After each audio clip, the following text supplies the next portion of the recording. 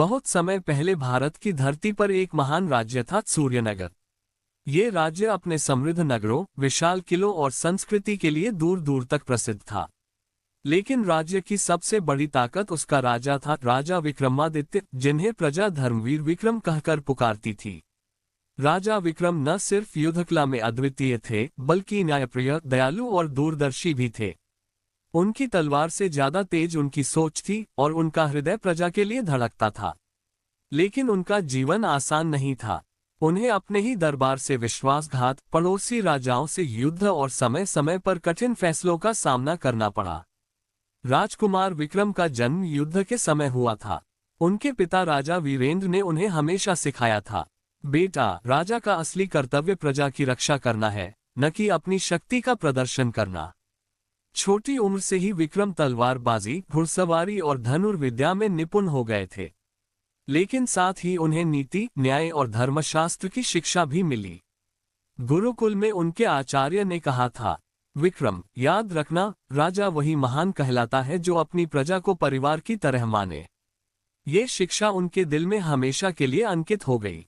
युवावस्था में ही उन्हें युद्ध का सामना करना पड़ा। पड़ोसी राज्य नागपुरी ने सूर्यनगर की सीमा पर हमला कर दिया। राजा वीरेंद्र वृद्ध हो चुके थे, इसलिए सेनापति ने राजकुमार विक्रम को मोर्चे पर भेजा।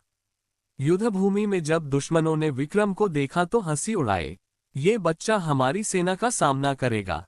लेकिन विक्रम की तलवार बिजली की तरह चली। उनकी रणनीति इतनी सटीक थी कि नागपुरी की सेना को पीछे हटना पड़ा। यह उनका पहला विजय था। प्रजा ने उनका स्वागत किया। धर्मवीर विक्रम की जय हो। कुछ साल बाद राजा वीरेंद्र का निधन हो गया। राजकुमार विक्रम गद्दी पर बैठे। ताज पहनते ही उन्होंने कहा, ये ताज मेरा नहीं, मेरी प्रजा का है। मैं वचन देता हूं कि मैं प्रजा की रक्षा करूंगा, चाहे अपनी जान ही क्यों न देनी पड़े। उनकी ये बातें सुनकर पूरा दरबार गूंज उठा। जय हो धर्मवीर विक्रम की।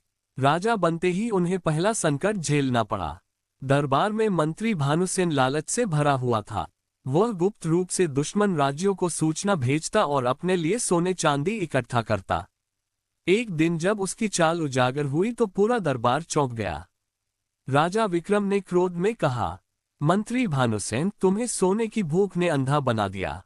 पर याद रखो, जो प्रजा से विश्वासघात करता है वह अपने वंश को भी बर्बादी की ओर ले जाता है। उन्हें जेल में डाल दिया गया। इस फैसले ने प्रजा को राजा पर और भरोसा दिलाया। कुछ ही समय बाद पड़ोसी राज्य कालिंजर ने सूर्यनगर पर हमला कर दिया। कालिंजर का राजा निर्दयी और क्रूर था। उसकी सेना विशाल थी। राजा विक्रम ने अपनी प्रजा से कहा, ये युद्ध सिर्फ जमीन का नहीं, धर्म और न्याय का है। हम हार सकते हैं पर झुकेंगे नहीं। युद्ध शुरू हुआ। दोनों सेनाओं में खून की नदियां बहने लगीं। राजा विक्रम ने अपने सैनिकों से कहा, डरो मत, सोचो ये धरती तुम्हारी माँ है। क्या तुम अपनी माँ को किसी दुश्मन को सौंप दोगे?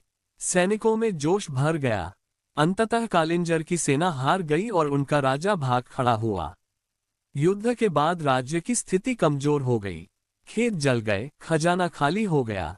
कुछ मंत्रियों ने सुझाव दिया, महाराज, कर बढ़ा दीजिए, राज्य का खजाना भर जाएगा। लेकिन राजा विक्रम ने सख्त स्वर में कहा, नहीं, प्रजा पहले ही भूखी है। राजा का कर्तव्य अपनी प्रजा को बचाना है, लूटना नहीं। उन्होंने अपने महल का सोना और गहने बेच दिए और उनसे राज्य का पुनर्निर्माण करवाया। प्रजा ने भावुक होकर कहा, धर्मवीर विक्रम केवल हमारे राजा नहीं, हमारे पिता हैं। राजा विक्रम के दरबार में एक बार एक गरीब महिला आई। उसने रोते हुए कहा, महाराज, सामंत ने मेरे खेत पर कब्जा कर लिया है। मैं कहाँ जाऊं? दरबारियों ने कहा, महाराज, वह सामंत बहुत शक्तिशाली है। लेकिन विक्रम ने तुरंत फैसला सुनाया, सामंत चाहे कितना भी शक्तिशाली क्यों न हो, अन्याय बर्दाश्त नहीं होगा। खेत उसी महिला को वापस मिलेगा। ये सुनकर पूरा राज्य फिर से उनके न्याय का कायल हो गया। सालों बाद एक भयानक अकाल पड़ा। नदियां सूख गईं, खेत बंजर हो गए। प्रजा भूख से तड़पने लगी। कुछ मंत्रियों ने सलाह दी, महाराज, अपने सैनिकों का राशन कम कर दीजिए। लेकिन विक्रम ने कहा, सैनिकों का राशन कम करने से वे कमजोर हो जाएंगे। मैं अपना भोजन कम कर दूंगा, लेकिन प्रजा भूखी नहीं रहेगी। उन्होंने स्वयं सिर्फ एक समय का भोजन लेना शुरू कर दिया। प्रजा ये देखकर भावुक हो गई। इसी बीच कालिंजर का राजा फिर से लौटा। इस बार वह और बड़ी सेना लेकर आया। विक्रम जानते थे कि युद्ध कठिन है।